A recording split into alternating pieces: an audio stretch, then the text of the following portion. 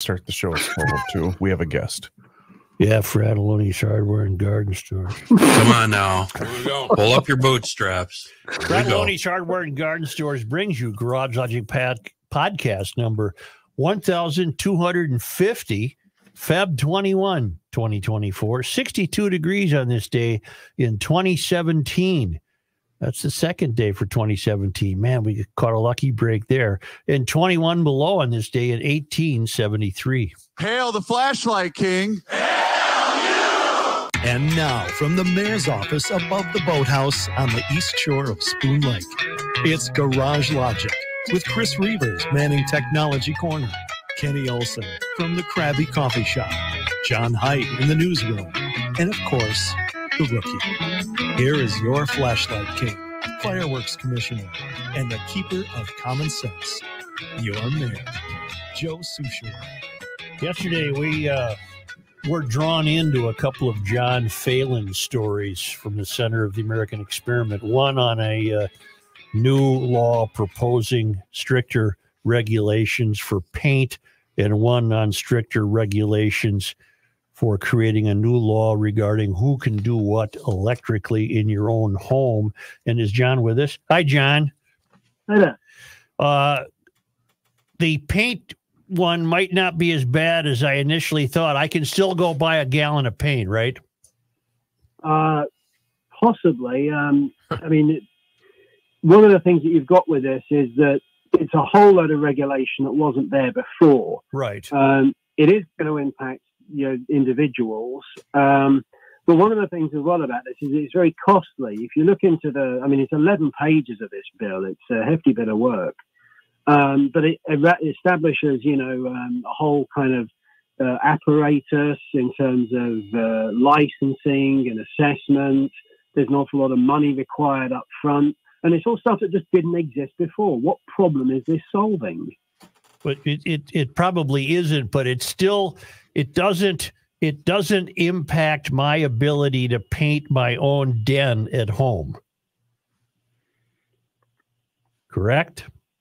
Well, I mean, it depends how much paint you're going to use for your den, really. On a case-by-case basis, I don't know. But like I say, the problem with this is that this is going to, there's a reason that they're changing this. They wouldn't be bringing this whole thing in if nothing was going to change. Right. The fact that they're enacting this shows that something is definitely going to change. Do you think it's a serious proposed legislation, or is it an example of what takes place in the early days of the session when they feverishly write bills and hope some of them stick? Well, I don't think it's an either-or proposition. I think with a situation like this, they wouldn't suggest them if they weren't at least semi-serious about passing them, particularly with a bill like the paint one, for example. Like I say, it's 11 pages long. This isn't just something that somebody kind of dreamed up in 5 minutes. Right. There's a lot of thought gone into this. There's a lot of drafting gone into this. It's going to require hiring a whole bunch of people to police this, to administer the exams that are going to have to be sat and passed to become an authorized painter in the state of Minnesota. So there's clearly some push behind this from somewhere, and that whoever's pushing it will push. I find it ironic that the Senate Majority Leader is a woman named Erin Murphy, and her husband is a well-known and very successful house painter. I'm not suggesting Erin, she's not listed as among the bill's authors, but I did find that a bit of irony. Yeah, I wasn't aware of that. The electricity bill, the way I'm now reading it, and emailers have helped me understand this and weigh in. That doesn't mitigate the need for this, but I can still change a light switch in my house. Apparently, I can't if my house is connected to other dwellings dependent on my work as an electrician.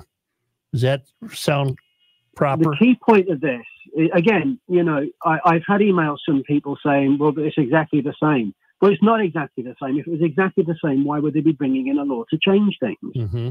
So the fact that they're changing it tells you they're changing it. It's blatant and obvious. So if you look at the text of what's proposed now, what the bill as it currently stands says, and I quote in full, "An owner shall not be required to hold or obtain a license under sections blah, blah, blah." That's all it says. Right. That is being repealed and replaced with something a lot longer and a lot more involved and a lot less clear. And there's a reason for that.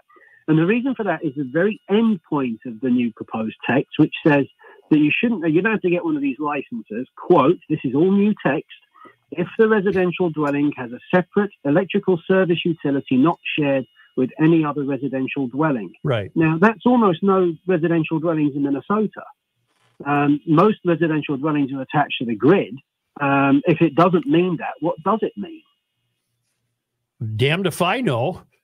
I thought it meant if I'm in a condo building, for example, and it might be understandable that my neighbor doesn't want me messing with my electricity on the off chance I foul up his. Well, but the thing is, the law doesn't say that. That's your interpretation of what it might possibly mean. Right. It might mean something very different. This is, at the very least, this is very badly drafted legislation that does mean that an awful lot of people in Minnesota are going to have to get licenses to do this work, or get licensed people to do this work. Here's what I took away from the electrical portion was, if I, just a regular dude with a regular job on the side, I own a couple of duplexes or a couple of houses that I rent out that I normally would do all the maintenance and work on, I would not be allowed to replace electrical components because I don't live in them. Is that a correct takeaway? That's part of it, but it's not all of it. If you look at, like I say, if you look at the last bit of the wording on that legislation, you do not have the exemption. Remember, the clear short language which exists now goes completely, and this becomes a lot more complicated.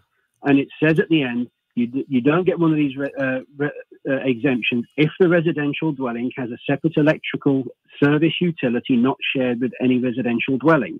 So again, it may mean that, it may not. We're all sat here trying to put the most positive spin on this bill, but it may not mean any of that. John, I think we've learned two things. One, at the very least, this kind of legislation takes us deeper and deeper into a regulatory state. And two, if it's painting and electricity today, what will it be tomorrow? That's exactly right. I think this session is going to be a bit kind of quiet on the tax and spending front, just because they kind of blew the lid off it last year. Mm-hmm. But they will find other things to do, and that's what these bills are. And I do think, that you're going to see more and more of this. And this is why I've proposed, and I've written about this on our website, a bill which would mean that if you're bringing in the regulations, you kind of get like a regulatory budget. So if you bring in a regulation, you have to get rid of an existing regulation. And another bill will be or another portion of the bill will be to sunset these things. So you bring in this regulation and it sunsets automatically out after, say, 2 years. And the only way it renews is if somebody stands up and makes a compelling argument for the regulation to stay. I think there's no compelling argument for these regulations to exist in the first place. So I find it very difficult to believe that somebody would be able to convince me to keep them. I love the idea of a new regulation must result in an old one going away. I love that idea. Can you get anybody to write that bill?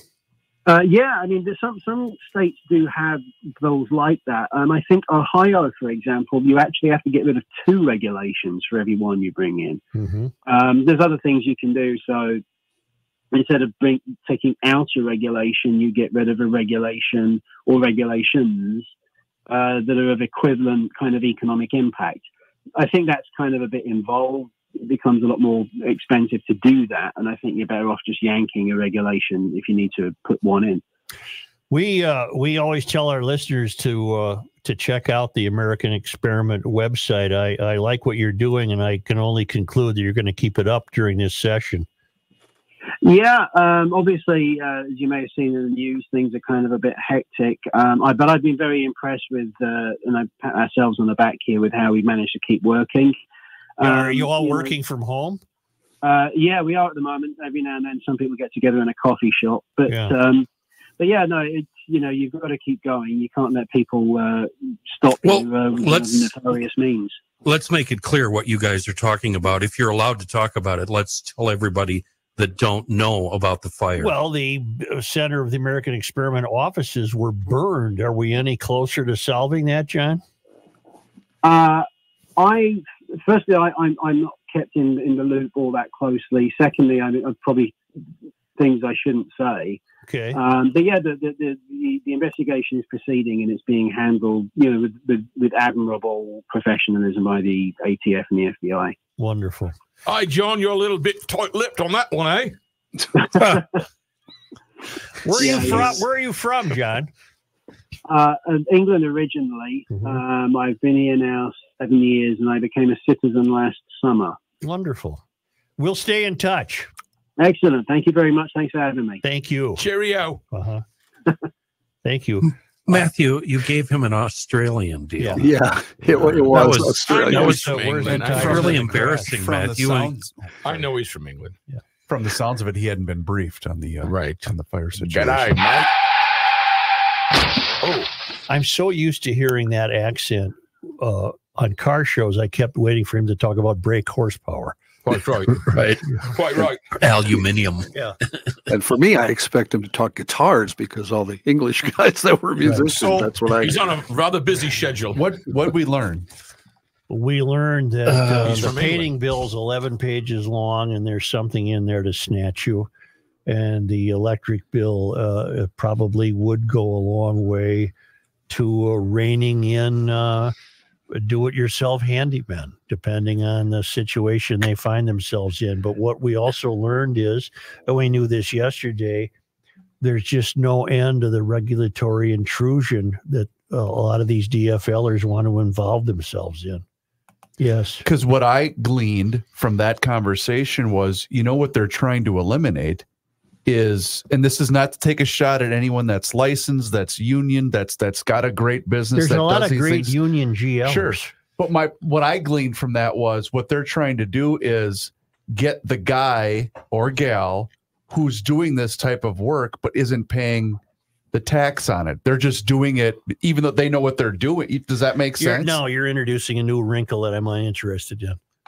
I have no idea what the tax situation is. I don't know how your mind works. Licensing fees is where you'd find that. No, but okay. Chris. Your neighbor Gary knows what he's doing, but he's doing it to you as a favor for $100 or whatever. I don't think as bad as we are in this state, I don't think the state is worried about my neighbor providing me $100 worth of electrical work. Well, that's just it. How are you going to police that? Who's going to snitch? That's just unknown. Snitches get stitches. Although, if you want me to go dark. Go dark. If you want me to go dark. Never go back. The camera the state will install in your house will know that. Correct. And then they can build a guy. Yep. Yeah. Because we're not going to have a police force in 10 years. We're going to have the ideological enforcement force. Yeah. Well, I just think what we learned is early in the session, we're seeing how some legislators spend their time. And unbeknownst to me, out of whole cloth, they've come up with new ways to tinker with the use of paint, and they've come up with new ways to tinker with running to the hardware store and buying some electrical components and working on your electrical system. And as the session marches on, if these bills survive and we deem it's worth taking another look at them, that's what we'll do. I'm still convinced that and despite what John said, he said, well, they wouldn't have written this if it didn't mean something. I'm still convinced that at the beginning of a session, you've got legislators who maybe are young, they're new, they're trying to make a name for themselves. They're trying to write as many bills as possible. Testing the waters, so to speak. And it all starts with paint. Hey, hold on. Get the redhead over. What's your name again?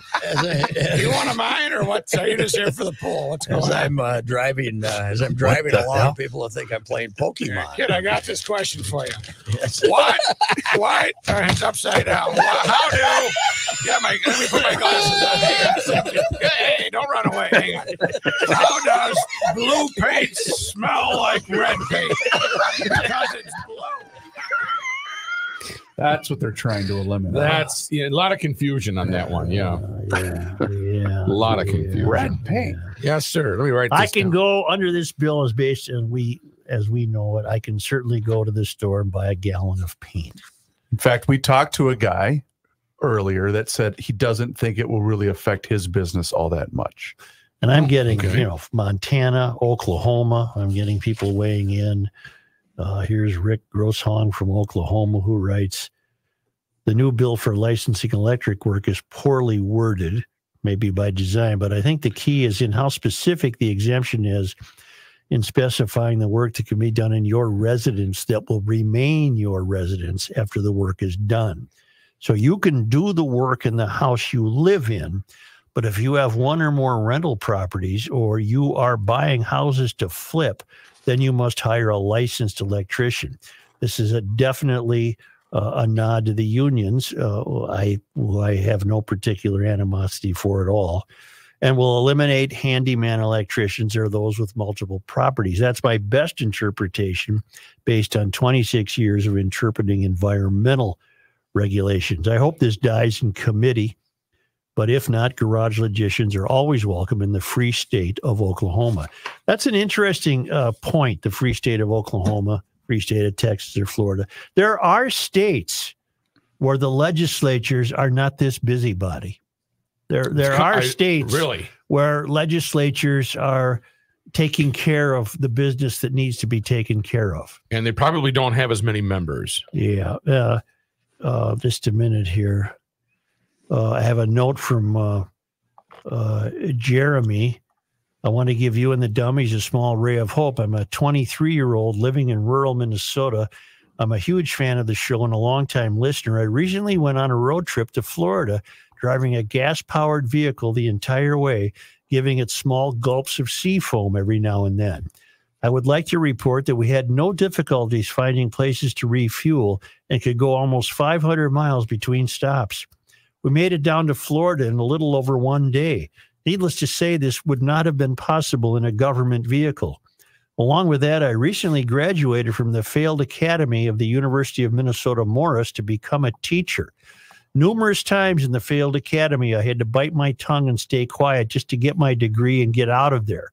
I want to become a teacher so that I can make the changes in the schools that you call for daily. There are a few of us Gen Zers out here who don't want to see this country fall to pieces. One last thing that I wanted to know if you had a chance to read the article on the new state education standards that were just approved. I have that coming up. I would love to hear your thoughts on it. Love the show. Jeremy from None of Your Damn Business. Got it. Got it. Right. Good town. Good luck to you, kid. You're doing the Lord's work if you want to take up teaching.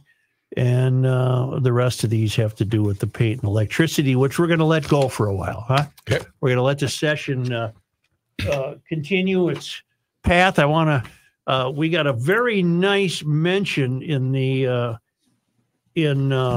Alpha News today. They picked up, as I would have imagined someone would have, they picked up our interview with Arnie Carlson, in which Arnie said that he much regrets his initial support for Arnie Carlson. And I thought that was a very newsworthy thing from a former governor to say that about the sitting governor. And then even more disconcertingly, how Arnie told us, look, I've got calls into the guy and he won't even return them. I can't talk to him. And Alpha News did a piece on that. I think all news gatherers in the Twin Cities, if they were on the ball, might have done that.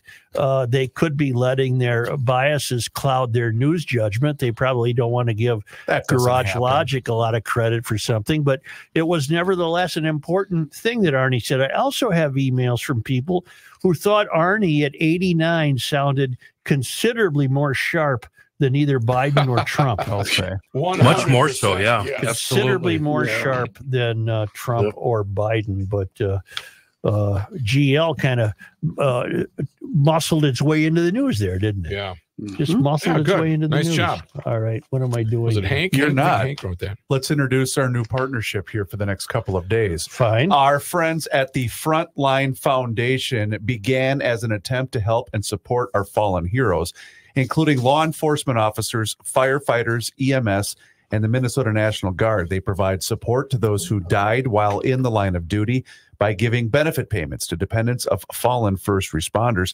In addition to providing endowment and support for the families of fallen heroes, the Frontline Foundation will underwrite scholarships and training registration costs for frontline personnel, as well as support preparedness training for safety officers in hospitals, schools, and places of worship. There's going to be a banner attached to our website, garagelogic.com, that people can click to donate. The banner is going to be active through next Sunday night, beginning at 9 a.m. Beginning at 9 a.m. today. It's just another easy way to phrase it would be go online, garagelogic.com. I'm sorry, I'm just reading the clip notes from Roscoe. Well, you know what you could do? Slow down. Could you take a breath here? I want to tell you something. There was an article in the Star Tribune today about assaults against police officers. I'm holding it here now. Reported assaults against officers across Minnesota are up 160% from a decade ago. Officers have reported at least 3,400 assaults in Minnesota since 2021. So there's a real need for Frontline right now, real need. Not only is that a result of Mysterians demonizing law enforcement, it's a result of just this country's terrible problem with the lack of moral and ethical clarity and just respecting authority and just respecting your fellow citizens. They go on to say later in the article, they're blaming some of it on COVID-19, along with anti-police sentiment, staffing crisis, and major law enforcement agencies a rise in gun ownership. Blame COVID. We got to stop blaming crap on COVID. I absolutely agree, and that's why I read that, because I wanted that reaction out of you. If you are not familiar with the Frontline Foundation and are questioning their street creds, which you should not be, one of their board members is Senior Commander Tim Phelan from the St. Paul Police And so Department. what we want to do is replenish their backstock of cash here, because they're giving out a lot of money to these three families, and we want to help them recover that money so they can continue doing it for other families affected by this. And I don't care how much. Think about that. You still have to feed the kids. You still have to go to the grocery store. You still have to pay the electrical bill. And there's a lot. Life just keeps going on after this whole huge weight tragedy that you have. So every dollar helps. All we're asking is to make an effort, and it could, like Matthew just said, it could be $5, it could be 5,000, whatever. Just please make the effort. That's what we're asking here. Just at the website, garagelogic.com. Thank you.